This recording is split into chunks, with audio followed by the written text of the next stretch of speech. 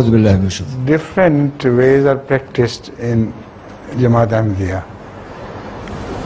Personally, I remember that the second caliph, Hazrat Amir al-Mu'mineen, used to prefer to just recite Auzubillah when the Quran was recited from the middle,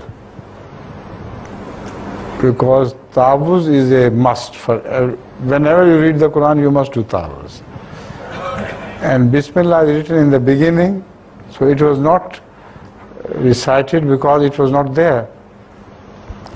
That was his preference.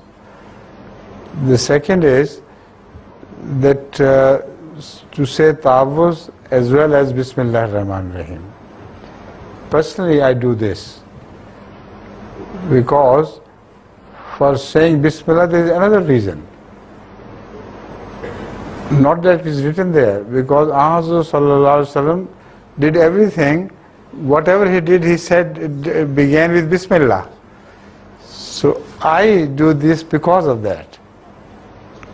Auzubillah because it has to be done according to the Quranic injunction, and Bismillah because Rasulullah sallallahu alaihi wasallam did nothing except by saying Bismillah.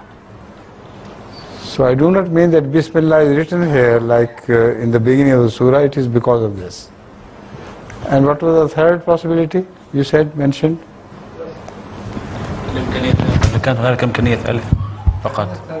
البعض يبدأ ببسم الله والبعض يبدأ بأعوذ بالله من الشيطان فقط والبعض يبدأ بكليهما. هذا سمعته. Without ta'awuz it is wrong. Either it should be ta'awuz plus Bismillah or ta'awuz alone, but without ta'awuz saying Bismillah is wrong. To read from the beginning, from the middle. Okay.